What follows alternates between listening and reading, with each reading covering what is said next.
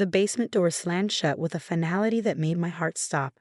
I heard the key turn in the lock, followed by my father's footsteps retreating up the stairs. "It's for your own good, Olivia," he called down, his voice eerily calm. "Maybe 3 days down there will teach you to respect our rules." I'm Olivia Martinez, 23, and this wasn't the first time I've been locked in our basement, but it would be the last. The darkness was absolute, save for the thin strip of light beneath the door. The concrete floor felt ice-cold beneath me, and the musty air filled my lungs with each shaky breath. My crime? I'd been caught talking to my therapist, Dr. Morgan, about our family matters. In the Martinez household, everything stayed within the family. Every bruise, every punishment, every lesson was our secret to keep. My parents had made that clear since I was young. This time, they'd found the appointment card in my jacket pocket during their weekly room inspection. My father had exploded, ranting about betrayal and family loyalty. My mother stood by, wringing her hands but saying nothing, her usual response to his rage. "How dare you talk to strangers about our private affairs?" he had shouted, his face inches from mine. "After everything we've done for you." I hadn't fought back when he grabbed my arm and dragged me toward the basement. Experience had taught me that resistance only made things worse. My younger sister Anna watched from the top of the stairs, her eyes wide with fear, but her mouth firmly shut. Now, sitting in the darkness, I pulled my knees to my chest and tried to steady my breathing. Dr. Morgan had warned me this might happen. "Your parents show classic signs of controlling behavior," she'd said during our last session. "If they discover you're seeking help, they might escalate." She'd given me her personal cell number, programmed into my phone under a fake contact name. My phone was now upstairs, probably being searched by my father, but he wouldn't find anything suspicious. I'd learned to be careful. The basement had a small bathroom, my parents weren't completely cruel, and a water bottle that would have to last me 3 days. No food, though. Fasting builds character, my father always said during these punishments. Hours passed, marked only by the changing intensity of that thin strip of light under the door. I heard movement upstairs, muffled voices, the sound of daily life continuing as if nothing was wrong. As if locking your adult daughter in the basement was perfectly normal. Around what I guess was dinner time, I heard my Aunt Maria's voice upstairs. She often came for Sunday dinner, playing the role of the perfect extended family. "Where's Olivia?" I heard her ask. "She's not feeling well," my mother's voice, practiced in deception. "She's resting in her room." But Aunt Maria must have known something was wrong. Later, I heard her arguing with my father, their voices carrying through the basement vents. "James, this has to stop. She's not a child anymore. Stay out of it, Maria. We know what's best for our daughter. She's 23, for God's sake. You can't keep doing this. Our family, our rules. Don't interfere." Later that night, I heard soft footsteps on the basement stairs. "Olivia?" Anna's whisper carried through the door. "Are you okay?" "I'm fine," I whispered back, pressing my hand against the cold wood. "Don't let them catch you down here. Aunt Maria's really upset. She threatened to call someone, but Dad said he'd cut her off from the family if she did." That was my father's ultimate weapon, the threat of exile. It had kept our relatives quiet for years, all of them choosing to look the other way rather than risk being cut off from the family. "Just go back upstairs," I told Anna. "I'll be okay." As her footsteps faded away, I thought about Dr. Morgan. During our sessions, she'd helped me see how abnormal my family's behavior was, how the constant control and punishment weren't signs of love but of abuse. She'd been helping me plan an escape, setting up a support system for when I was ready to leave.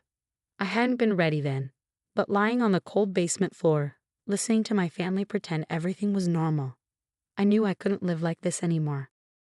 What my parents didn't know was that Dr. Morgan and I had set up a safety protocol. If I missed our appointment without calling to reschedule, she would know something was wrong. I had one scheduled for tomorrow morning. As I curled up on the thin blanket I found in the corner, I thought about all the times I'd accepted this treatment, believing I deserved it, believing it was normal. Dr. Morgan's words echoed in my mind. "You're not crazy, Olivia. What they're doing isn't love, it's control. And you deserve better." The basement's darkness felt different now. Instead of feeling like a punishment, it felt like a waiting room. Tomorrow would come, and with it perhaps my chance at freedom. I just had to survive one more night in the dark. The sound of police sirens jolted me awake. Through my groggy haze, I heard heavy footsteps upstairs, followed by my father's raised voice. This is ridiculous. We have the right to discipline our daughter as we see fit. My heart raced.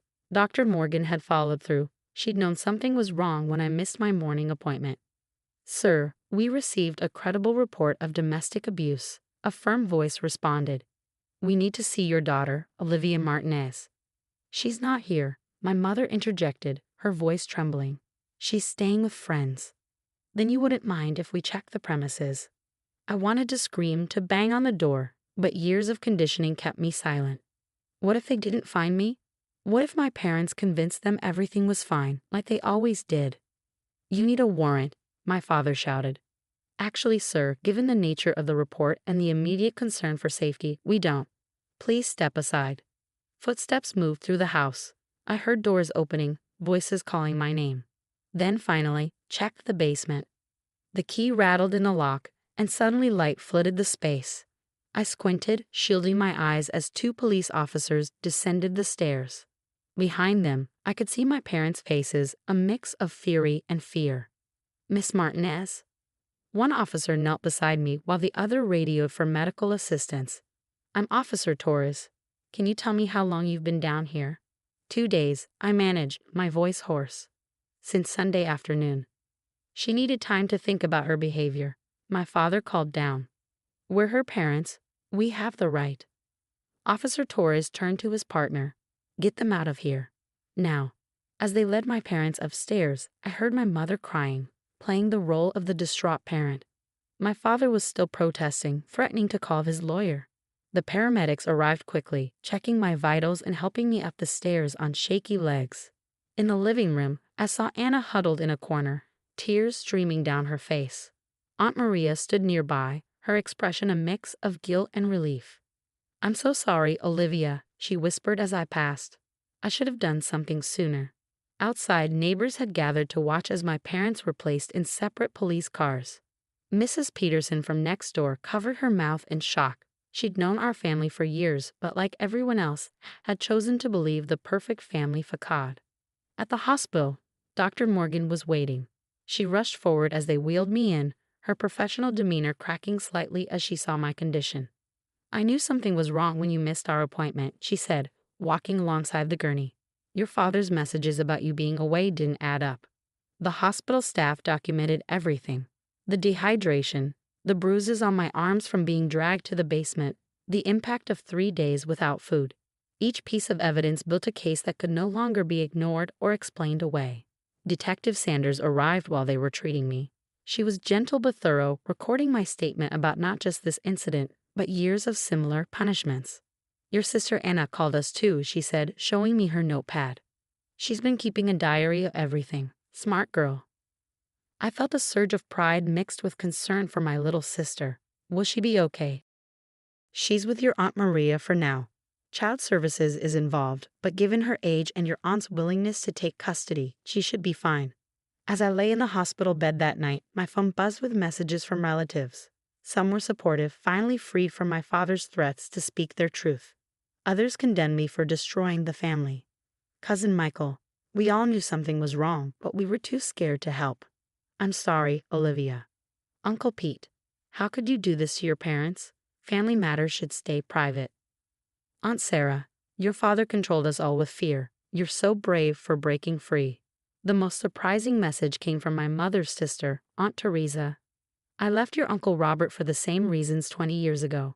Your father convinced everyone I was crazy. I've been waiting for someone to finally expose the truth.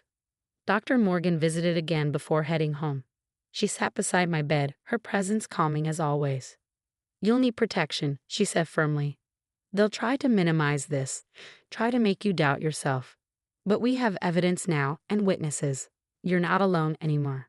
I nodded, feeling both exhausted and somehow lighter than I had in years.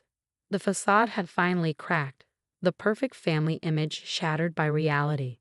What happens now? I asked.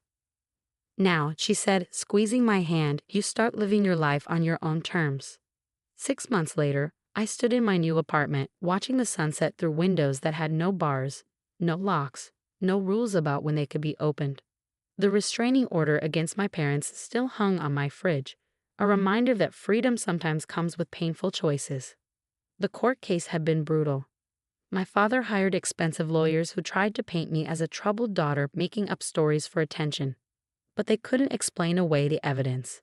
Anna's diary, the hospital records, and most damaging of all, the videos. It turned out my sister hadn't just been keeping a diary. She'd been secretly recording our father's disciplinary sessions on her phone for the past year. The footage of him dragging me to the basement, of previous punishments, of his threats to other family members, it all came out in court. The defendant showed a systematic pattern of abuse and control. The judge had said during sentencing, "This court sentences James Martinez to 5 years in prison." My mother got probation and mandatory counseling. She finally broken down on the witness stand, admitting to her role in the abuse. "I was afraid," she'd sobbed. "He said he'd take the girls away if I ever opposed him." The family split into factions after the trial. Some, like Aunt Maria and Anna, stood firmly by my side. Others, mostly those who'd benefited from my father's financial control over the years, branded me a traitor. But the most surprising change came from within our community. Mrs. Peterson, our neighbor of 15 years, started a support group for families dealing with domestic abuse. "We can't be silent observers anymore," she'd said in a local newspaper interview. Olivia's story showed us what happens when we look the other way. My phone buzzed, a message from Anna. She was thriving in her senior year of high school, living with Aunt Maria. The counseling sessions were helping her process everything, and she even started a student advocacy group for abuse survivors. Movie night still on. Her text read, "Aunt Teresa's bringing her famous lasagna." Aunt Teresa had moved back to town after the trial. Years of isolation had ended when my father's control over the family finally broke. She'd become one of my strongest supporters, helping me navigate life after abuse.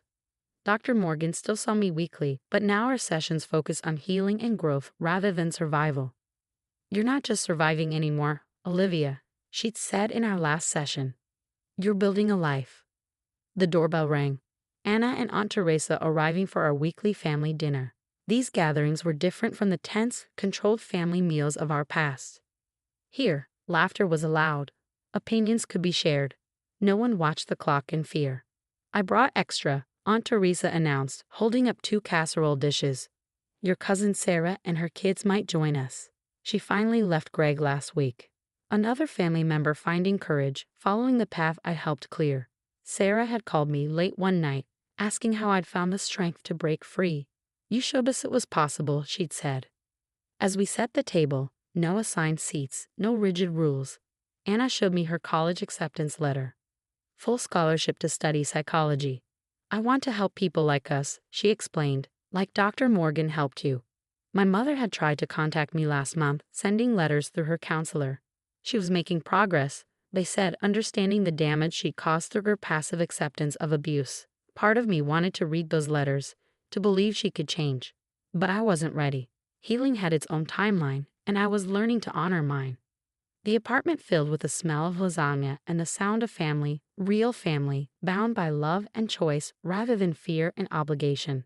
Aunt Maria arrived with dessert, and Cousin Michael dropped by with his boyfriend, no longer having to hide his relationship from my father's judgment. Looking around at these smiling faces, I remembered those dark hours in the basement. I thought I was alone then, but I'd never truly been alone. There had always been people waiting to help: Dr. Morgan, Anna, Aunt Teresa, even neighbors like Mrs. Peterson. They just needed someone to take the first step, to break the silence. My phone buzzed again. A message from Detective Sanders. She'd become a friend over the months, helping other families escape similar situations. "Got another case," she wrote. "Would you be willing to talk to someone? Your story gives people hope." I looked at my family gathered around the dinner table, all of them survivors and supporters in their own ways. "Yes," I texted back. "Tell them they're not alone." Because that's what breaking free taught me. Silence protects abusers, but speaking out protects families, real families built on love and trust, not fear and control.